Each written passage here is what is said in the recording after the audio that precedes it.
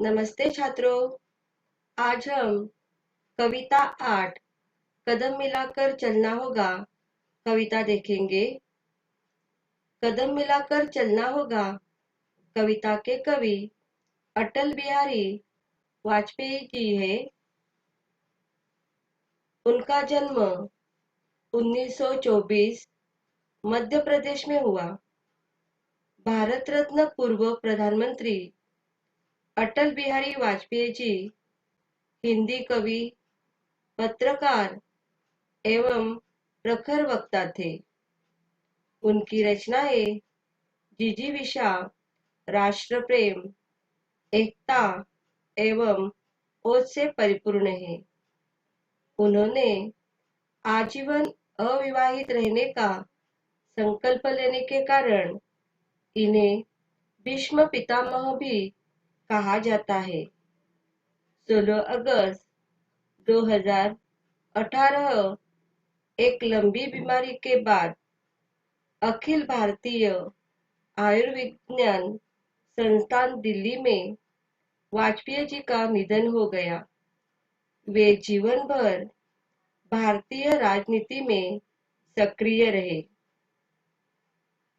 उनकी प्रमुख कृतियां मेरी 51 कविताएं, उनका कविता संग्रह है कुछ लेख, कुछ भाषण, बिंदु बिंदु विचार, अमर बलिदान उनकी गद्य रचनाएं हैं। पद्य संबंधी जानते हैं।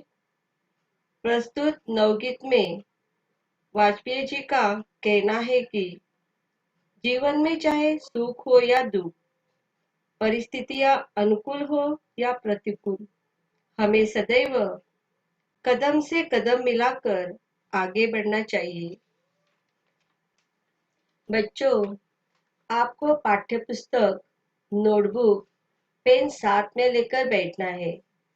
आपको कविता में आए हुए कठिन शब्द के अर्थ लिखकर लेने हैं।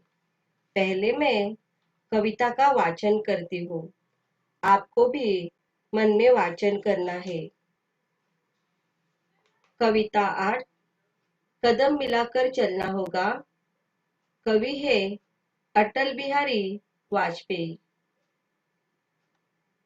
बाधाएं आती है आए, गिरे प्रलय की घोर घटाए, पाँवों के नीचे अंगारे, सिर पर बरसे यदि ज्वालाएं, निज हाथों से हंसते हंसते आग लगाकर जलना होगा, कदम मिलाकर चलना होगा, कदम मिलाकर चलना होगा।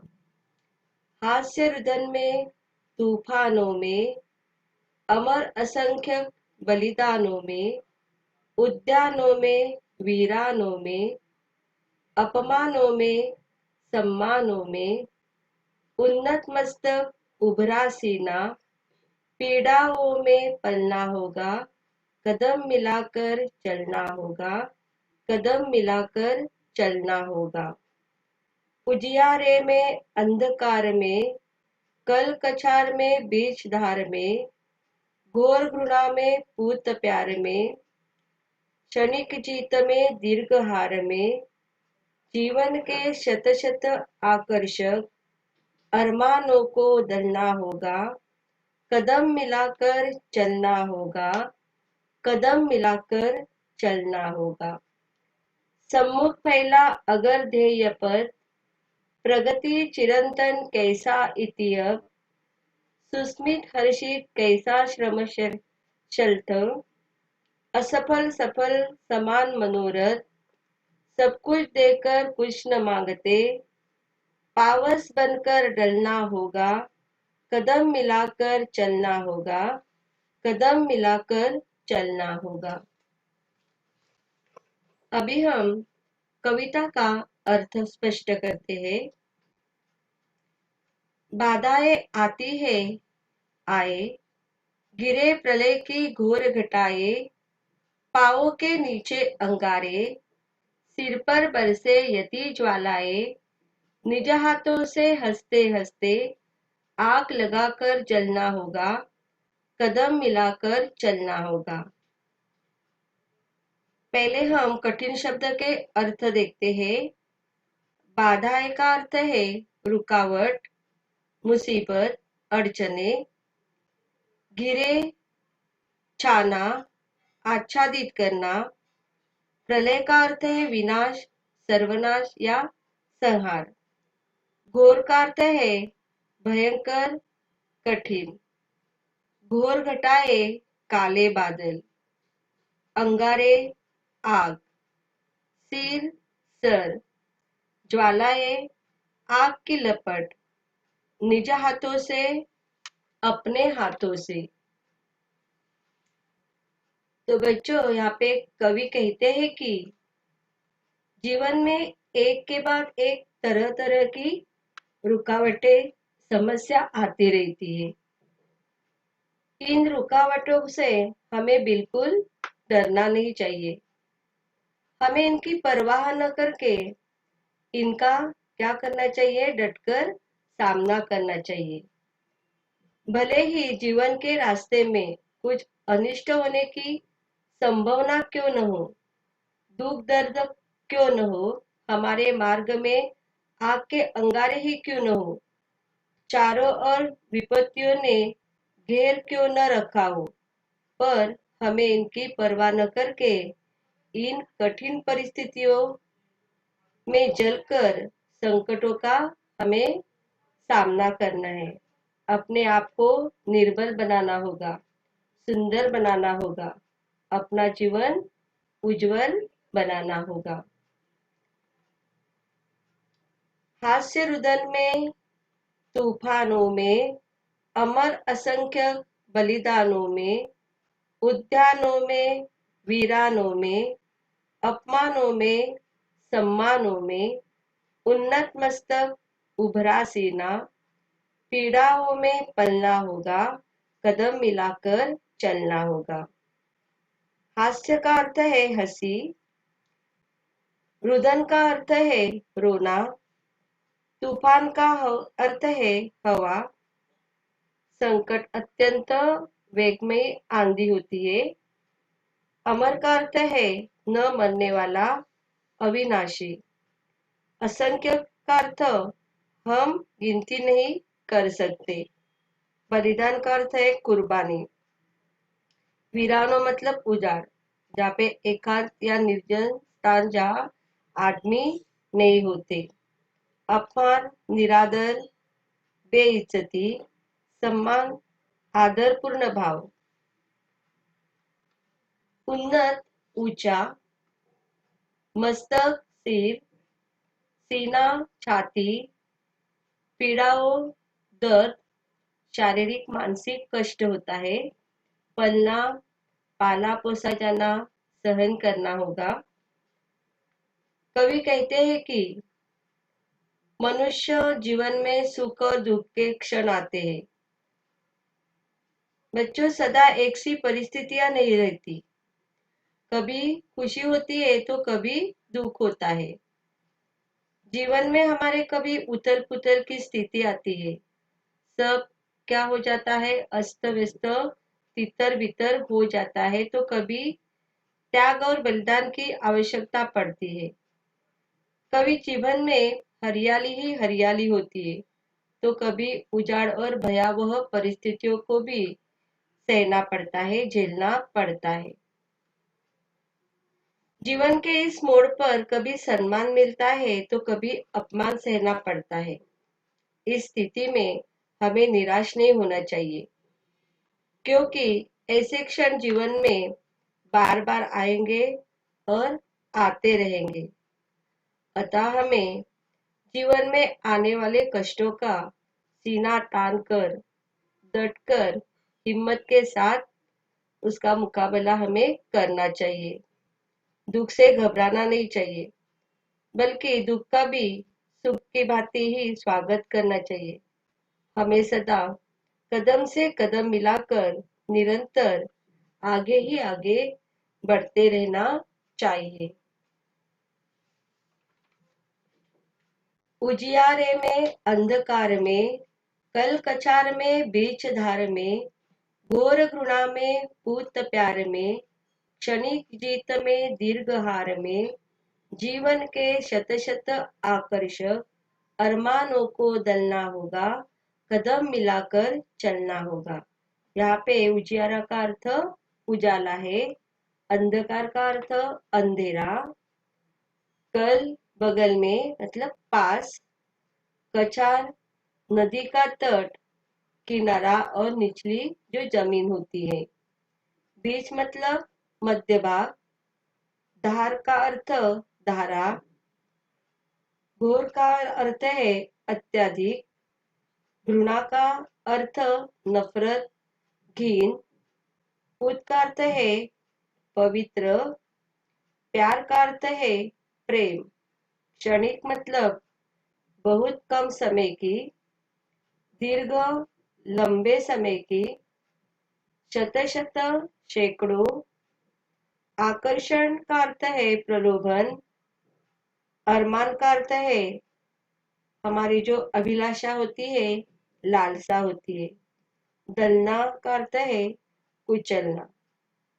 तो यहाँ पे बच्चों कवि कहते हैं कि जीवन में कभी उजाला होता है, यानी सुख समृद्धि समय होता है, सुख भोगने का अवसर हमें मिलता है, तो कभी अंधेरा यानी दुख दर्द का समय होता है, तो कभी जीवन में नदी के कछार की भांति शांति होती है, तो कभी वह नदी के बीच की धारा की भांति उछल पुछल मचाने वाला होता है। कभी हमें घृणा जैसा अपमान सहन करना पड़ता है, तो कभी पवित्र प्यार भी नसीब होता है। कभी जीत के क्षणिक आनंद का सुख भोगने का अवसर मिलता है, तो कभी हार यानी असफलता का लंबे समय तक क्रोध संताप भोगना पड़ता है। यहाँ कवि हमसे कहते हैं कि हमें इनकी क्या नहीं करनी चाहिए, परवाह नहीं करनी चाहिए। इसके लिए भले हमें अपनी मन की इच्छाओं को, अरमानों को, लालसाओं को दूर रखना होगा। सभी इच्छा आकांक्षाओं का हमें गला घटना होगा, तभी हमें निश्चित रूप से सफलता मिलेगी। हमें सदा कदम से कदम मिलकर आगे ही आगे बढ़ते रहना चाहिए। सम्मुख पहला अगर ध्येय पद, प्रगति चिरंतन कैसा इतियक, सुस्मित हर्षित कैसा श्रमशल, असफल सफल समान मनोरथ, सब कुछ देकर कुछ न मांगते, पावस बनकर ढलना होगा, कदम मिलाकर चलना होगा। यहाँ पे परोपकारी मनुष्य पावस का प्रतीक है। परोपकारी मनुष्य को पावस की तरह होना चाहिए। सन्मुख का अर्थ है सामने, ध्येय का अर्थ है उद्देश्य, पथ का अर्थ है रास्ता, प्रगति का अर्थ है विकास या उन्नति, इति का अर्थ है अंत, सुस्मित मतलब सुंदर हास्य, श्रमस्लत का अर्थ है थका हुआ, मनोरथ का अर्थ है मन की इच्छा, अभिलाषा, पावस वर्षा ऋतु, ढलना का अर्थ बहना है। कवि कहते हैं कि हमारा उद्देश्य ध्येय यदि हमारे समक्ष सामने है और हम उस उद्देश्य की ओर प्रगति पथ पर आगे बढ़ते ही रहे, तो उसकी समाप्ति कभी नहीं हो सकती। हंसी खुशी और प्रसन्नता के माहौल में अब थकान कैसी। बच्चों, जैसे दुख के बाद सुख और सुख के बाद दुख मनुष्य के जीवन का यह क्या है, चक्र है, वैसे ही सफलता असफलता दोनों क्या है, एक जैसी है। हमारे लिए दोनों में कोई अंतर न हो। कवि हमसे कहते हैं कि वर्षा ऋतु में आकाश में काले बादल छा जाते हैं। बादल बरसते हैं तो सबको क्या मिलता है? पानी मिलता है।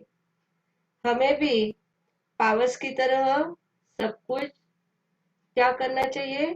निछावर करना चाहिए। बदले में कुछ नहीं मांगना है, सबको केवल प्यार बांटना होगा। यदि हम ऐसा करते हैं तो मनुष्य को समाज में प्रतिष्ठा मिलती है और हमें सदा कदम से कदम मिलाकर आगे ही आगे बढ़ते रहना है। तो बच्चों, हमारे संघर्षमय जीवन में कठिनाइयाँ उतार चढ़ाव आते रहते हैं। अगर हम इन सारी परिस्थितियों का सामना डटकर करेंगे, अपने मनोरथों को पूर्ण करने में अपना जीवन लगा देंगे, तो हम निश्चित रूप से कामयाब होंगे। बच्चों, आपको कविता समझ में आई होगी, ऐसी मैं आशा करती हूँ।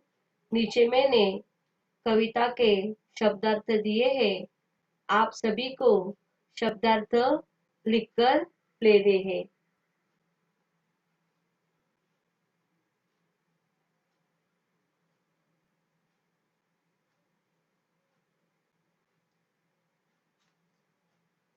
शब्दार्थ का मैं वाचन करती हूँ, आपको शब्दार्थ लिखकर लेने हैं। उजियारा उजाला, कछार नदी का तट और नीची जमीन घाटी, धार धारा, कल बगल, पार्श्व, घोर अत्याधिक, घृणा घिन नफरत, पूत पवित्र, क्षणिक बहुत कम समय की, दीर्घ लंबे समय की, अरमान लालसा अभिलाषा, दलना कुचलना, ध्येय उद्देश्य, प्रगति उन्नति, आगे की ओर बढ़ना, चिरंतन पुराना प्राचीन, सुस्मित सुंदर हास्ययुक्त, इति समाप्ति अंत, हर्षित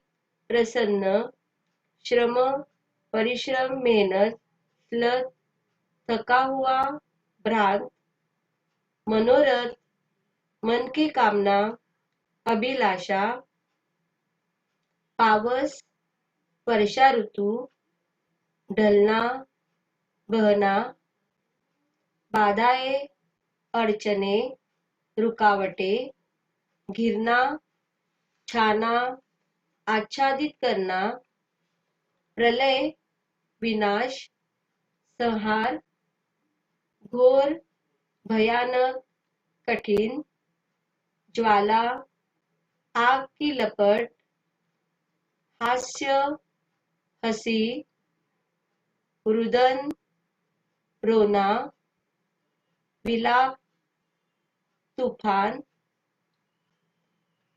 रुदन रोना विलाप, तूफान हवा अंगड़, अमर न मरने वाला अविनाशी, बलिदान कुर्बानी, उन्नत ऊंचा, सीना छाती, पीड़ा दर्द, शारीरिक मानसिक कष्ट और वीरान उजाड़, सभी को शब्दार्थ लिखकर लेने हैं।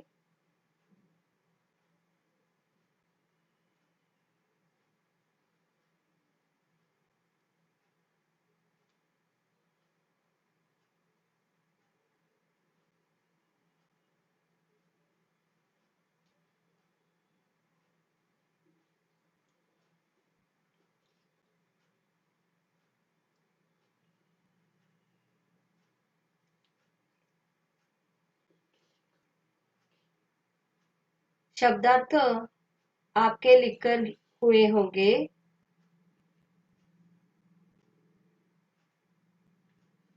धन्यवाद।